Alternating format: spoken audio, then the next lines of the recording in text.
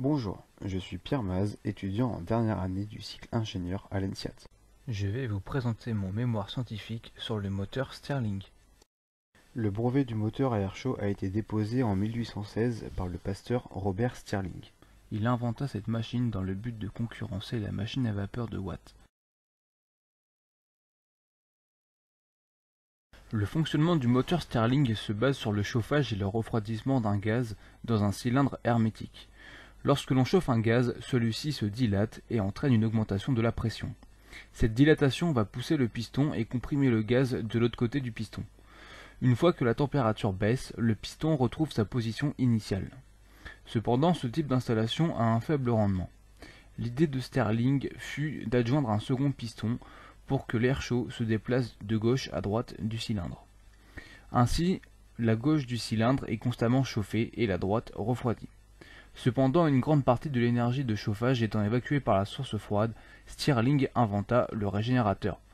Le régénérateur vient capter une partie des calories du gaz chaud quand il part vers la source froide. Quand le gaz repart vers la source chaude, il récupère ses calories.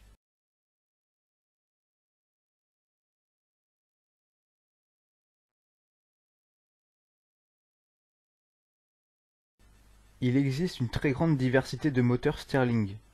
On les classe généralement en fonction de leur configuration géométrique. Selon ce critère, il y a trois types principaux de moteurs Stirling: le moteur alpha, bêta et gamma. Le moteur alpha est un moteur bicylindre dans lequel un cylindre est associé à la source froide et un autre est associé à la source chaude. Le couplage cinématique des deux pistons permet au fluide de passer d'un cylindre à l'autre. Le moteur bêta est un moteur monocylindre constitué de deux pistons.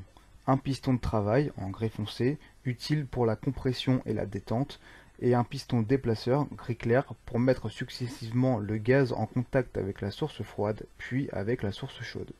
Le moteur gamma ressemble beaucoup au moteur bêta car il est également composé d'un piston de travail et d'un piston déplaceur. Ce qui les différencie est la présence d'un second cylindre dans lequel agit le piston de travail.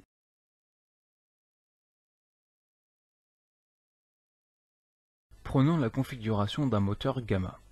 En position inférieure, nous retrouvons le piston de travail et au-dessus le piston de déplacement.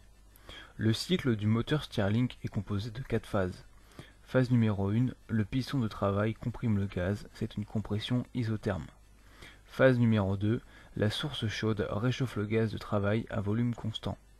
Phase numéro 3, le gaz se détend sans échange de chaleur et fournit un travail au piston. Phase numéro 4, le gaz cède sa chaleur à la source froide, il subit un refroidissement isochore. Voilà le cycle du moteur Stirling. Sur ce diagramme de Clapeyron, nous pouvons voir le cycle théorique du système, qui est proche du cycle de Carnot. Nous retrouvons les 4 phases de fonctionnement du moteur Stirling. Nous pouvons maintenant voir le cycle réel du moteur. Cette différence de cycle est due à la réalisation technique du moteur qui entraîne des phénomènes perturbant les transformations thermodynamiques. Le piston déplaceur est légèrement en mouvement pendant les phases de réchauffement et de refroidissement. Cela provoque des transformations non isochores. De plus, les transferts thermiques ne sont pas immédiats et entraînent des évolutions non isothermes.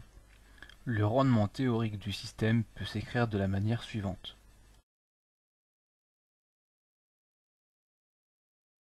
L'application la plus répandue du moteur Stirling est la conversion d'énergie solaire en énergie électrique.